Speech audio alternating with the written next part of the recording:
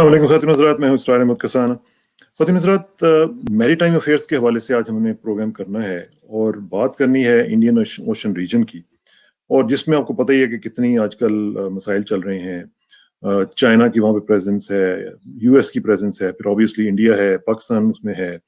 ये सब चीज़ें जो हैं ये इन्होंने काफ़ी स्ट्रेटेजिक किस्म की कॉम्प्लेक्सिटीज़ जो हैं वो खड़ी कर दी हुई हैं उसमें। और ख़ास तौर पे जो 2 बड़ी ताकतें हैं, वो एक दूसरे के सामने यानी एट लॉगर हेड्स जिसको कहते हैं, वो आपको नज़र आती हैं। इस पूरी सिचुएशन का तजिया करेंगे विद पाकिस्तानी पर्सपेक्टिव कि वो क्या है और किस तरीके से है। और इस पे गुफ्तगू करने के लिए हमारे साथ मौजूद होंगी डॉक्टर मलिहा ज़ेबा खान साहिबा, और वो हैं असिस्टेंट प्रोफेसर नमल की, और उसमें वो इंटरनेशनल रिलेशंस की उस्ताद हैं, पढ़ाती हैं, और फिर साथ ही नॉन रेजिडेंट फेलो हैं इंस्टीट्यूट ऑफ पॉलिसी स्टडीज़ की भी। तो उनसे ज़रा बात करते हैं और उनसे पूछते हैं कि वो इस हवाले से क्या सोचती हैं। डॉक्टर साहब अस्सलाम वालेकुम जी। वालेकुम अस्सलाम कसाना साहब। डॉक्टर साहब, thank you very much for your time ji, and nice to have you on. और एक चीज़ ज़रा मुझे थोड़ा-सा हमारे नाज़रीन के लिए और मेरे ज़ाती कंज़म्पशन के लिए भी ज़रा थोड़ा-सा हमें ये बताएँ कि ये जो मामलात चल रहे हैं इंडियन ओशन रीजन में, जिसको हम आईओआर भी कहते हैं, उसमें क्या हो रहा है? यूएस और चाइना के क्या मामला चल रहे हैं? फिर हम इसकी तफसीलात में जाएँगे, लेकिन एक ज़रा जनरल अगर आप हमें पर्सपेक्टिव दे दें, तो उससे हम फिर बात का आगाज़ कर लेते हैं। अ, कसाना साहब, पहली बात तो ये है कि आज का मौज़ू आपने बहुत हस्बे-हाल लिया है, क्योंकि हर तरफ चाइना और इंडिया और यूएसए और पाकिस्तान इन्हीं का ही चर्चा सुनने में आता है। तो अगर हम देखते हैं इंडियन ओशन रीजन में, तो चाइना और यूएसए 2 ग्रेट पावर्स हैं जो इस वक़्त बिल्कुल मुकाबले में मौजूद हैं। ग्रेट पावर्स अगर मैं ये कह रही हूँ तो आप इस पे थोड़ा-सा हैरान होंगे, क्योंकि यूएस को हम सुपर पावर के तौर पे जानते हैं। लेकिन अभी जो पिछली अलास्का में कॉन्फ्रेंस हुई थी, उसमें चाइना ने बहुत ओपनली यूएसए को ये बात बावर कराई है कि अब वो ज़माना नहीं रहा कि ये सोल सुपर पावर हो यूएसए, और उसने ये कहा था कि अब यहाँ पे पोलैरिटी का ज़माना है, अब यहाँ मल्टीलैटरलिज़्म होगा और बहुत सी ऐसी ताकतें हैं जो सामने आ रही हैं या आ चुकी हैं, तो उसका इशारा अपनी ही तरफ था। और इसमें कोई शक ही नहीं है कि इंडियन ओशन में बहुत स्ट्रॉन्ग एक्टर के तौर पे हम देख रहे हैं कि चाइना उभर के सामने आ रहा है। तो यूएस की अगर हम बात करते हैं, यूएस इस रीजन में रीजनल एक्टर नहीं है। यूएसए और चाइना को हम दोनों को ही एक्स्ट्रा रीजनल एक्टर समझते हैं, मतलब ये बाहर से आए हुए एक्टर्स हैं, लेकिन इनके स्टेक्स इतने ज्यादा हैं कि हम इनको आईओआर को पढ़ते हुए बाहर नहीं कर सकते, अलग नहीं कर सकते, हमें इनको शामिल करके पढ़ना होता है। तो यूएस की प्रेजेंस हम देखते हैं कि सेकेंड वर्ल्ड वॉर के बाद हमारे सामने आ गई थी, कि सेकेंड वर्ल्ड वॉर के बाद यूएस इंडियन ओशन रीजन में आ गया था। 1948 में पहली दफा पर्शियन गल्फ में इसकी प्रेजेंस को महसूस किया गया था, बल्कि 49 में इसने मिडिल ईस्ट फोर्स बना ली थी। और फिर उसके बाद अगर मुझे सही याद पड़ता है तो 1966 में डिएगो गार्शिया में इसने अपनी नेवल बेस बना ली थी, मिलिट्री बेस बना ली थी, जो कि basically British Indian ocean territory है, और वहां से इसने कुछ हिस्सा लीज किया था और वहां पे फिर अपनी नेवल बेस बनाई। और उसके बाद फिर इसको, क्योंकि पहले से ही ये पर्शियन गल्फ में मौजूद था और इसको कुछ जगह मिल रही थी बहरीन में 1971 में। तो 1971 में नेवल बेस बना ली गई थी बहरीन में भी। तो इस सूरत में 2 की पॉइंट्स पे हमें पता चलता है कि यूएसए आ गया था। और उसके बाद ये है कि अब ये प्रेजेंस अब तक यहाँ पे मौजूद है, और हम इसको बढ़ता हुआ देख रहे हैं।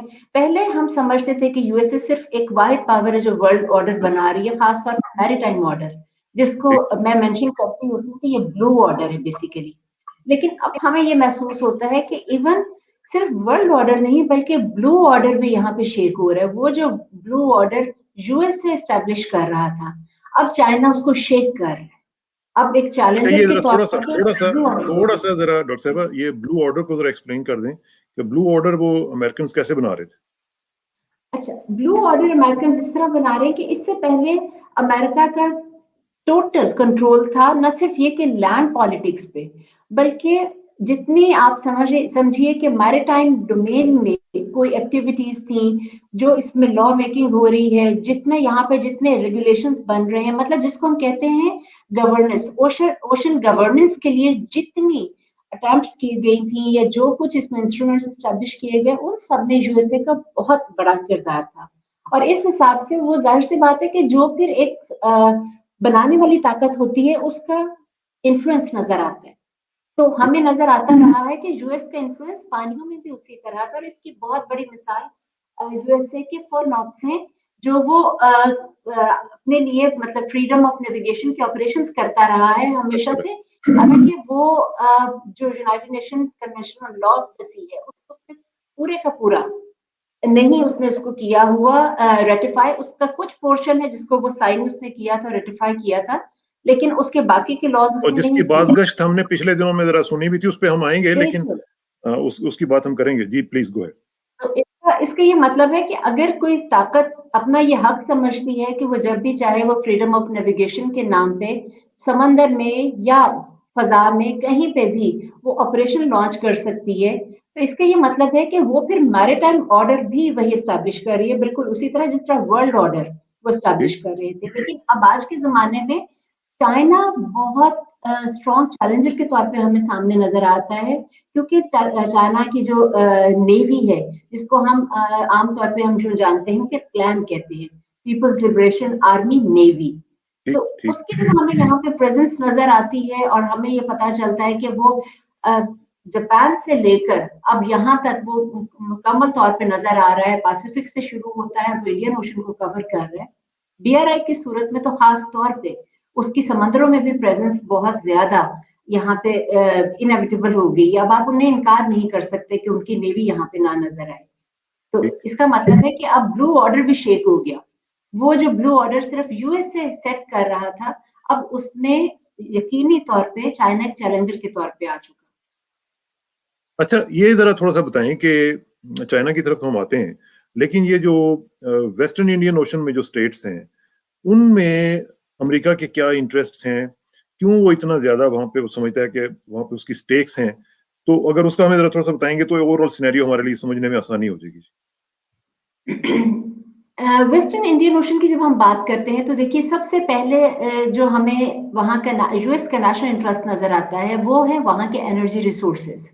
जो ठीक, मिडल ईस्ट से हमें नज़र आता है कि वहाँ से ऑयल आता है और दुनिया के बाकी ममालिक तक तो जाता ही जाता है, लेकिन यूएस से उस ऑयल के ऊपर ख़ास नज़र रखता है। और बहरैन की अगर आप लोकेशन को ज़हन में रखें तो बहरैन उस पॉइंट पे वाक़ है जहाँ पे होने वाली मूवमेंट, जितनी वहाँ पे मैरीटाइम ट्रेड है, ख़ास तौर पे वो ट्रेड जो एनर्जी रिसोर्सेज़ पे बेस करती है, इसके ठीक, लिए हम लफ्ज़ इस्तेमाल करते होते हैं कि एनर्जी फ्लो। तो वो उस एनर्जी फ्लो को मॉनिटर कर रहा है बहरैन में बैठ के और उसको फिर ना सिर्फ ये कि मॉनिटर कर रहा है बल्कि उसके लिए वो उसको चूँकि अपना नेशनल इंटरेस्ट समझता है, तो इस सूरत में वो फिर वहाँ रहते हुए उसको एंश्योर करता है कि वो बाहिफ़ाज़त पहुँचे। वहाँ से किसी तरह का कोई इश्यू ना खड़ा हो और वहाँ पे जितनी एनर्जी फ्लोज़ हैं बाहिफ़ाज़त वहाँ से रवाना हो, वहाँ पहुँचने वाले शिप पहुँचे और उसकी प्रेज़ेंस वेस्टर्न इंडियन ओशन में उसकी सबसे बड़ा जो इंटरेस्ट है वो ये है।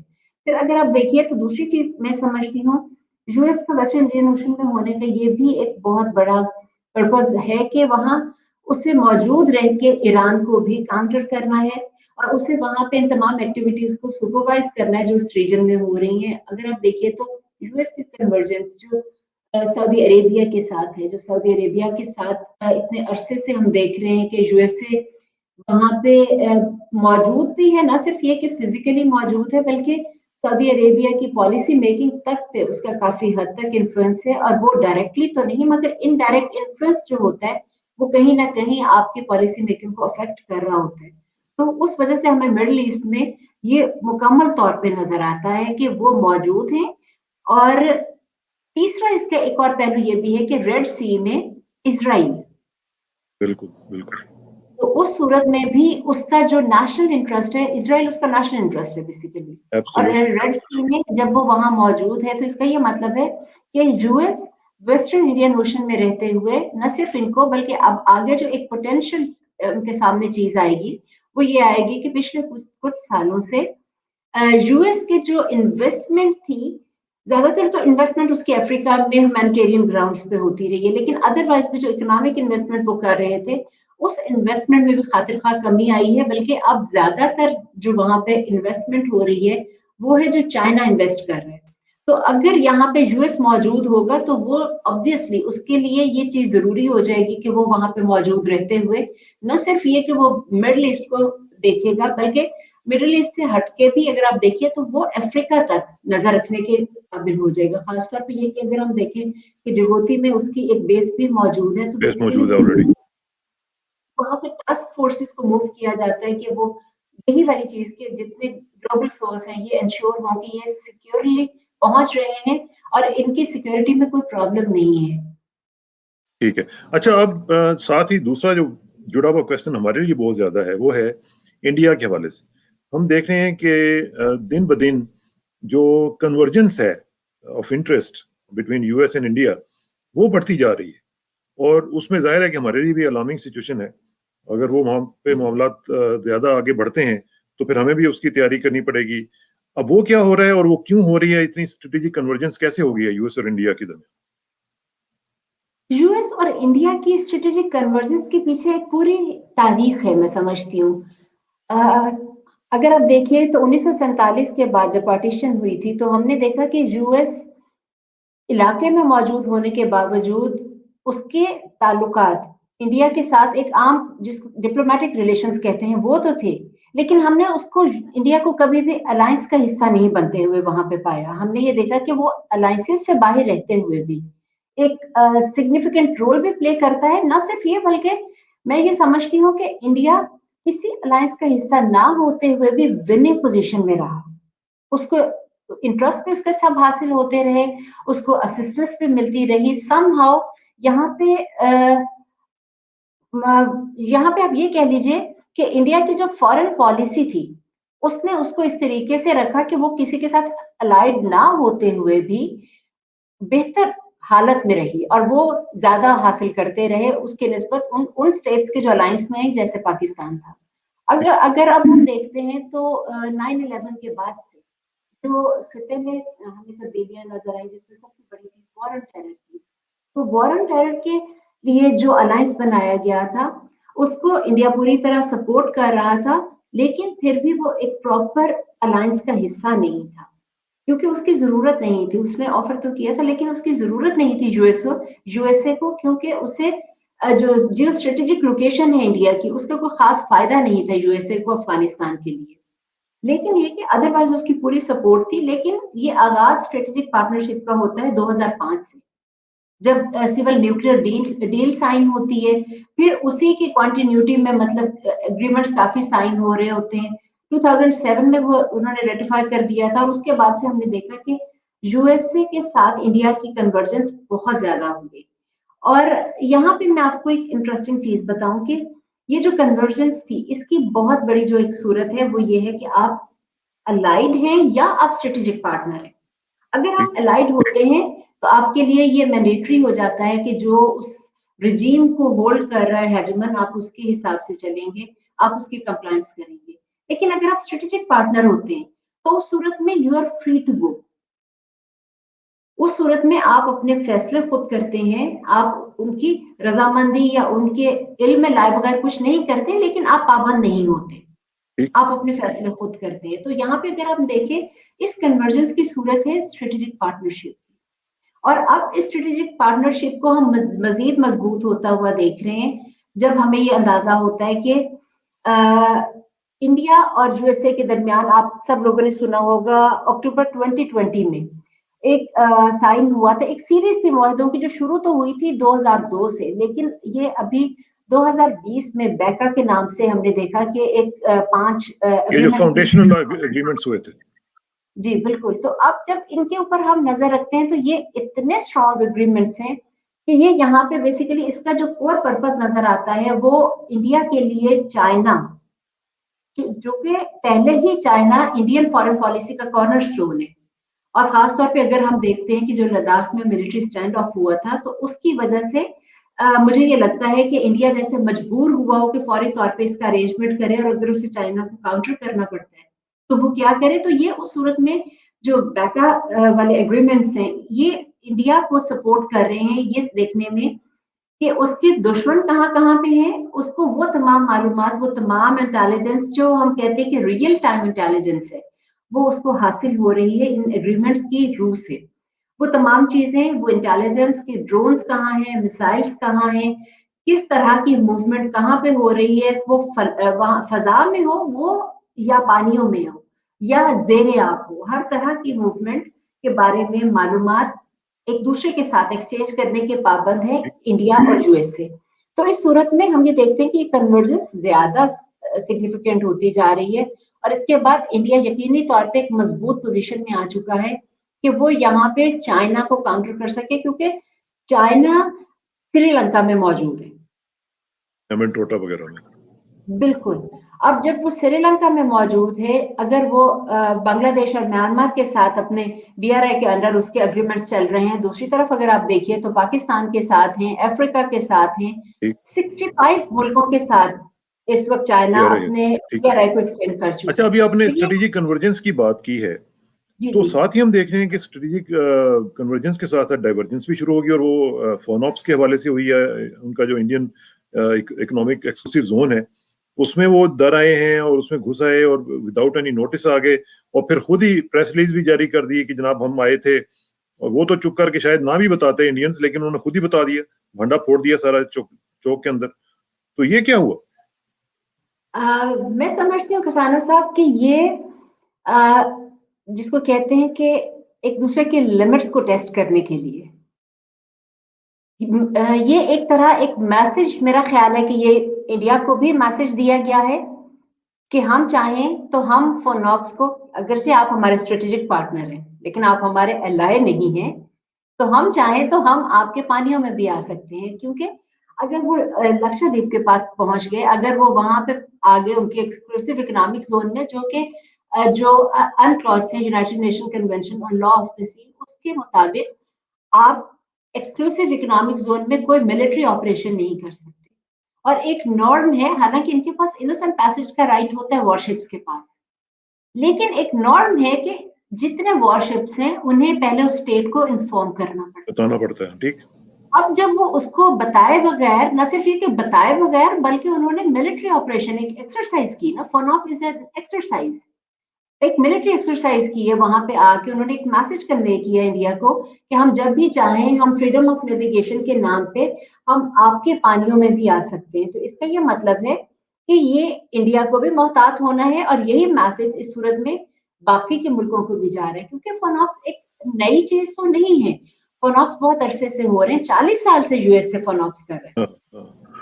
और इसी तरह अगर हम देखते हैं तो उसको काउंटर करने के लिए अभी अभी इसके लिए सिर्फ अभी इस एरिया में पहली दफा हमें नजर आया यूएस का जो फोनॉप है, वो इंडिया के पानियों में अब हमें नजर आता है। अदरवाइज इससे पहले एज अ प्रैक्टिस हो रहा था साउथ चाइना सी की तरफ। या, वो तो अक्सर करते रहते हैं ना। बिल्कुल वहां पे होता रहता है, लेकिन यहाँ पे ये पहली दफा हुआ है। इंडिया ने इस पे बहुत रिएक्ट भी किया है। इंडिया में अपने अंदर भी, मतलब उनके अपने सियासी माहौल में भी इस चीज को लेके गर्मा गर्मी देखने में आई है कि इंडिया की फॉरेन पॉलिसी वीक हुई है या उसके नेशनल सिक्योरिटी के फ्लॉज हैं कि एक नहीं, ये स्ट्रेटेजिक जो, लेकिन पार्टनर। डॉक्टर साहब, जो हम बात करते हैं अक्सर कि जी इंडिया अगर चाइना अमेरिका के साथ जाएगा तो अपनी स्ट्रेटेजिक ऑटोनॉमी जो है वो लूज करता चला जाएगा, तो क्या ये उसको कहा जा सकता है कि it's a first step towards that? किसाना साहब, यहाँ पे एक छोटी सी मैं बात इसमें ऐड करूंगी। मैं ये समझती हूँ कि जो सॉवरेंटी का कॉन्सेप्ट है, जो हमें हमेशा से हम अपने आप को कहते आए हैं, या स्टेट्स के लिए ख्वाब रहा है कि वो पॉलिटिकली सॉवरन हो, वो डिसीजन मेकिंग में फ्री हो। ये कॉन्सेप्ट शायद आज के जमाने में फ्लॉड कॉन्सेप्ट कहा जाएगा, क्योंकि जब आप अग्रीमेंट्स कर रहे हैं, जब आप अपनी कनेक्टिविटी बढ़ाते हैं, वो किसी भी वजह से हो रही होती है, तो उस सूरत में आप कहीं ना कहीं अपनी सॉवरेंटी को लूज करते हैं। आप थोड़ी सी गुंजाइश पैदा करते हैं दूसरे के लिए, और आप अपनी पॉलिसी मेकिंग में उन ममालिक को फायदा देने के लिए स्पेस लेके आते हैं, कहीं ना कहीं उनका इन्फ्लुएंस होता है। तो ऑटोमेटिकली यहाँ पे सॉवरेंटी कहीं ना कहीं हर स्टेट लूज कॉम्प्रोमाइज कर हो रही रही होती है। है, ठीक है। अच्छा, जरा लेकिन थोड़ा सा अब जरा मुझे, जी please go ahead, complete your जी, आर्गुमेंट। मैं ये कहने लगी थी कि यहाँ पे एक और दिलचस्प चीज ये है कि स्ट्रेटेजिक पार्टनरशिप सिर्फ यूएस के साथ नहीं है इंडिया की। स्ट्रेटेजिक पार्टनरशिप रशिया के साथ इंडिया की बहुत पुरानी है, और ऐसा नहीं है, हाँ, कुछ अरसे के लिए, कुछ महीनों के लिए हमने देखा कि दोनों ममालिक के दरमियान में थोड़ी-सी सर्द-मोरी हमें नज़र आती थी। हाँ, जब 2005 में दोनों की कन्वर्जेंस हुई है, इंडिया की और यूएसए की, तो रशिया के साथ थोड़े से ताल्लुकात कोल्ड हो गए थे, लेकिन बाद में वो भी ठीक हो गए। आजकल भी थोड़ी-सी तो है टेंशन मेरा ख्याल है। नहीं, टेंशन तो रहेगी, क्योंकि बहरहाल रशिया का पोस्चर यकीनी तौर पे हर जगह हमें नज़र आता है कि वो बाकायदा रिसर्च करना चाह रहा है। मिडल ईस्ट में जिस तरह वो काफ़ी एग्रेसिव हमें नज़र आता है, और इसी तरह सिर्फ यहाँ मिडल ईस्ट में नहीं, इनके लिए एक पोटेंशियल जो ग्राउंड बनेगा आने वाले वक़्तों में, वो आर्कटिक ओशन बनेगा। तो इस ठीक। हिसाब से ये प्रॉब्लम तो उनके दरमियान रहेगा, लेकिन इंडिया बहरहाल वो कंट्री है जो गेन कर रहा है हर सिचुएशन में। अच्छा, चलें ये तो एक बड़ा आपने ज़बरदस्त पॉइंट बताया। अच्छा उधर थोड़ा-सा दूसरी जो पावर है, जैसे हमने लिखा हुआ है कि यूएस एंड चाइना एट लॉगरहेड्स, तो चाइना जो है, वो इस सिचुएशन में क्या कर रहा है? उसकी क्या इंटरेस्ट है आईओआर में? किस तरीके से वो बिहेव कर रहा है और किस तरीके से अमेरिकन इंटरेस्ट को थ्रेट कर रहा है? चाइना की प्रेजेंस जो हमें सबसे ज़्यादा नज़र आती है आईओआर में, वो अब हमें नज़र आना शुरू हुई है।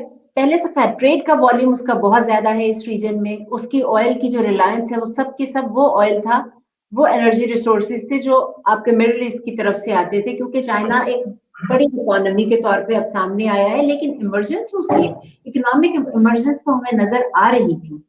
ठीक, तो उस वक़्त अगर हम देखते हैं तो चाइना की जो एनर्जी रिलायंस है, वो चूँकि इस ऑयल पे थी, इस वज़ह से उनकी ट्रेड का वॉल्यूम भी इधर तमाम ममालिक की तरफ ज़्यादा था।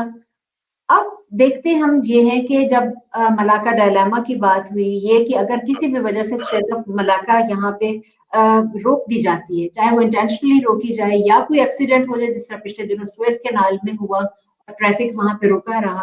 तो अगर इस तरह की कोई प्रॉब्लम हो जाता है, तो इन चीज़ों को जब उसने अल्टरनेटिव राउट के तौर पे बीआरआई, जो बेल्ट रोड इनिशिएटिव, ठीक, इसके लिए जब उसने यहाँ पे आगाज़ किया उसका, तो उसने इस एक स्ट्रेटेजी को बना के, बेसिकली बेल्ट रोड इनिशिएटिव एक फॉरेन पॉलिसी स्ट्रेटेजी है चाइना की। तो जब इसको उसने बना के लॉन्च किया पूरी दुनिया के सामने, तो उसके ममालिक अपनी-अपनी सहूलत के हिसाब से उसका हिस्सा बनते गए हैं, और इसका एक बहुत बड़ा जो हिस्सा हम इग्नोर नहीं कर सकते, वो इंडियन ओशन रीजन में गुज़रने वाला वो रोड है जो मैरीटाइम सिल्क रोड के नाम से जाना जाता है, और ठीक। जिसका ज़्यादा इंहिसार ही आपके इस एरिया में है जो आपके इंडियन ओशन से गुज़रते हैं। तो जब वो यहाँ से उसका मैरीटाइम सिल्क रोड्स गुज़र रहे हैं, तो इसका ये मतलब है कि उन मैरीटाइम सिल्क रोड्स को हिफ़ाज़त देने के लिए, वहाँ से गुज़रने वाली ट्रेड को सिक्योरिटी प्रोवाइड करने के लिए, चाइना की फ़ौज किसी न किसी सूरत में मुख्तलिफ जगहों पे मौजूद रहेगी, जिसमें से एक पहली जो प्रेज़ेंस है, हमें वो मालूम है कि श्रीलंका में है। क्योंकि वहाँ पे 2 पोर्ट्स हैं जहाँ पे चाइना इस वक़्त एक्टिव है, हम्बनटोटा में और कोलंबो में, दोनों जगह पे है। फिर उसके बाद मालदीव्स में एस्टैब्लिश किया जा रहा है एक नेवल बेस। फिर इसी तरह या जिबूती में एक लॉजिस्टिक्स बेस चाइना ले चुका हुआ है, बना चुका हुआ है। फिर इसी तरह अगर आप देखिए तो गवादर में जो सीपेक का इनिशिएटिंग पॉइंट बनता है, बेसिकली वो पॉइंट है जो एमएसआरआई को कनेक्ट कर रहा है उसके लैंड राउट से। तो गवादर एमएसआरआई को ज़रा बता दें कि वो मैरीटाइम जो मैरीटाइम रूट है। सिल्क रोड इनिशिएटिव, हाँ, बेसिकली जो बीआरआई है, बेल्ट रोड इनिशिएटिव, इसके 2 हिस्से हैं। जो इसमें बेल्ट है, दैट इज़ ऑन लैंड, वो ज़मीन के ऊपर नज़र आती है, और जो सिल्क रोड है, वो समंदर में है। तो उसको अगर हम देखते हैं, तो हमें ये नज़र आता है कि चाइना की प्रेज़ेंस यहाँ पे ज़रूरी हो जाती है। इंडियन ओशन रीजन में चाइना अब अपने इन तमाम इंटरेस्ट को महफूज़ बनाने के लिए मौजूद रहेगा। तो ये जो सिचुएशन क्रिएट होगी, उसमें तो फिर ज़बरदस्त किस्म के जो स्ट्रेटेजिक कॉम्पिटिशन है, वो हमें नज़र आएगा। तो फिर हम उसको कैसे देखेंगे कि दोनों US and China as strategic competitors वो कैसे बिहेव करेंगे और उसमें खतरात क्या हैं? हमारे लिए क्या खतरात हो सकते हैं? या अपॉर्च्युनिटीज़ इवन? बिल्कुल।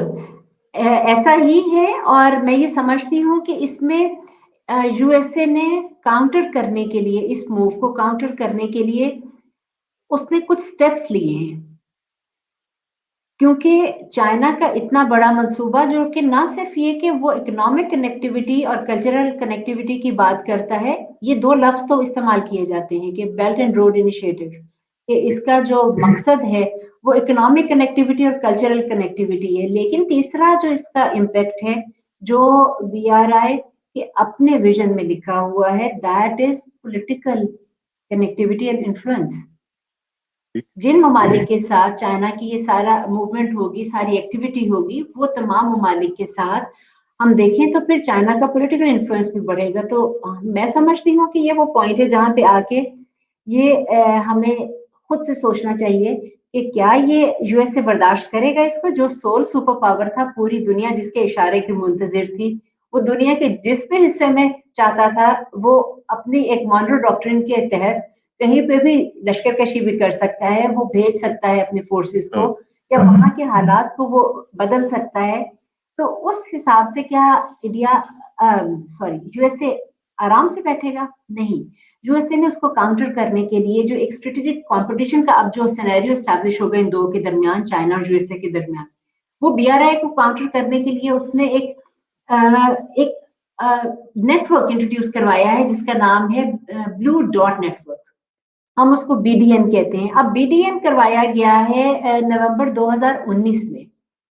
BDN में उसने ये रखा है कि ये बेसिकली एक ऐसा नेटवर्क है जो दुनिया के ममालिक में बिल्कुल उसी पैटर्न पे, जिस तरह BRI में चाइना ने इन्वेस्ट करना है, उसी तरह USA ने भी ये कहा है कि वो इंटरनेशनल लेवल पे इंफ्रास्ट्रक्चर की डेवलपमेंट के लिए अब इन्वेस्ट करेगा, बेसिकली इसी तरह लोन दिया करेगा। और न सिर्फ ये कि वो लोन देगा, वो इस चीज को भी मेक श्योर करेगा कि ये लोन देने का सिस्टम बिल्कुल जिसको कहते हैं कि स्ट्रिंजेंट हो, ट्रांसपेरेंट हो, उसकी ट्रांसपेरेंसी की बात करता है, वो उसकी गवर्नेंस की बात करता है। इवन ये कि वो ये कहता है कि सर्टिफिकेशन की जाएगी इस सूरत में कि जो इन्वेस्टमेंट हो रही है, जो इंफ्रास्ट्रक्चर डेवलप हो रहा है, बेसिकली एक तरह BDN के जरिए India USA, not India, USA China को ये पैगाम दे रहा है कि तुम्हारे प्लान में फ्लॉज हैं, तुम्हारा प्लान जो इन्वेस्टमेंट का है, जो लोन देने का है, वो ट्रांसपेरेंट नहीं है बल्कि ओपेक है, और उस चीज को हम काउंटर करेंगे ब्लू डॉट नेटवर्क के जरिए। अब यहाँ पे दिलचस्प बात यह है कि G20 इकोनॉमीज जो दुनिया के 20 बड़े ममालिक हैं जिनकी इकोनॉमीज इस वक्त मजबूत है, उसमें इंडिया और चाइना दोनों शामिल हैं। चाइना ने भी वो एक सेट ऑफ प्रिंसिपल्स जो BDN के तहत दिया गया था, चाइना ने उसको भी एंडोर्स कर दिया। चाइना कहता है कि ठीक है, आप कीजिए, हम उसमें भी आपका हिस्सा बन जाएंगे, हमारा BRI भी रहेगा और हम BDN में भी आपका हिस्सा बनने को तैयार है। तो यहाँ पर भी स्ट्रेटेजिक कॉम्पिटिशन नजर आता है। अब यहाँ पे एक और चीज, जो ये लफ्ज है स्ट्रेटेजी या स्ट्रेटेजिक कॉम्पिटिशन, हम ये समझते हैं कि ये शायद मिलिट्री स्ट्रेटेजी है। ये मैं समझती हूँ कि ऐसा समझना या ऐसा यकीन करना एक गलत आम किस्म का कॉन्सेप्ट है। स्ट्रेटेजी तो किसी भी चीज की हो सकती है, वो तो प्लान ऑफ एक्शन है, वो तो आपका प्लान है कि आपने अपने पॉलिसी ऑब्जेक्टिव्स को कैसे हासिल करना है। बिजनेस स्ट्रेटेजी हो सकती है, इकोनॉमिक स्ट्रेटेजी होती है, मिलिट्री स्ट्रेटेजी होती है, पॉलिटिकल स्ट्रेटेजी होती है। तो आमतौर पे जब इंटरनेशनल रिलेशन में जब हम स्ट्रेटेजिक कॉम्पिटिशन की बात करते हैं, इसमें 3 स्ट्रेटेजीज को हम डिस्कस करते हैं। एक तो ममालिक की मिलिट्री स्ट्रेटेजी, दूसरी उनकी पॉलिटिकल स्ट्रेटेजी कि उन्होंने पॉलिटिकली एक दूसरे के साथ किस तरीके से चलना है, खास तौर पे उनकी फॉरेन पॉलिसीज, और फिर इसमें तीसरी चीज आ जाती है इकोनॉमिक स्ट्रेटेजी। तो अगर हम इन तीनों चीजों को सामने रखें तो चाइना और USA के दरमियान स्ट्रेटेजिक कंपटीशन इन तीनों फील्ड्स में है, सिर्फ मिलिट्री में नहीं बल्कि पॉलिटिकल इन्फ्लुएंस जो इस वक्त USA का दांव पे लग चुका है चाइना की सूरत में, तो ये भी हमें नजर आता है। फिर इसी तरह जो इकोनॉमिक अपॉर्चुनिटीज हासिल हो रही हैं चाइना को, चाइना US की इकोनॉमी को काफी महीने पहले सरपास कर चुका हुआ है, और जितनी मजीद इसकी यहाँ पे गिरफ्त मजबूत हो रही है मुख्तलिफ कॉन्टिनेंट्स में, मुख्तलिफ बरआज़मों में, जिस तरह BRI एशिया में भी जा रहा है, यूरोप में भी जा रहा है, अफ्रीका में भी जा रहा है, और बल्कि अगर आप देखें तो अलास्का तक इसकी हम देख रहे हैं कि पहुंच है, जो कि USA का हिस्सा है। ठीक। जिसको लेके जब पोलर सिल्क रोड वाला प्रोजेक्ट इसका बनेगा तो ऑब्वियसली उसमें अलास्का भी मुतासिर हो रहा होगा, बल्कि बहुत हद तक इन्वेस्टमेंट के प्लान में भी चाइनीज कंपनीज वहां पे भी इन्वेस्टमेंट के इरादे से गई हैं। तो ये चीजों नहीं को जब हम सामने ये तो इतना बड़ा एक सब्जेक्ट है, मेरा ख्याल है कि इस पे कई शोज हमें करने पड़ेंगे और मैं आपसे गुजारिश करूंगा कि हम थोड़ा सा इसको एक्सपेंड करते हुए, क्योंकि जितना बड़ा इंडियन ओशन है उतनी बड़े हमें टाइम चाहिए है इसको कवर करने के लिए। लेकिन मैं समझता हूँ कि ये इसके ऊपर हमें मजीद कुछ प्रोग्राम्स करने पड़ेंगे। डॉक्टर साहब आपका बहुत बहुत शुक्रिया। मुझे यकीन है कि बहुत इंशाल्लाह हम मुख्तलिफ चीज़ों के ऊपर आपकी राय जो है वो अपने नाज़रीन के साथ शेयर करेंगे और आपका टाइम हम कोशिश करेंगे कि लेते रहा करें। बहुत बहुत शुक्रिया और इंशाल्लाह आपसे रब्ता रहेगा। आखिर में दुआ कि मेरी इज्जत के लिए काफ़ी है कि मैं तेरा ही बंदा हूँ, मेरे फ़ख्र के लिए काफ़ी है कि तू ही मेरा परवरदिगार है। तो बिल्कुल उसी तरह जिस तरह मैं चाहता हूँ, मुझे भी उसी तरह बना दे जिस तरह तू चाहता है। स्पुरदम बतोमाए खेशरा तू दानी हिसाब कम व बेशरा। मुझे इस रक्साना को डॉक्टर मलिया ज़ेबा खान साहिबा के साथ इजाज़त दीजिए। जल्दी मुलाकात होगी इंशाल्लाह। अल्लाह हाफ़िज़।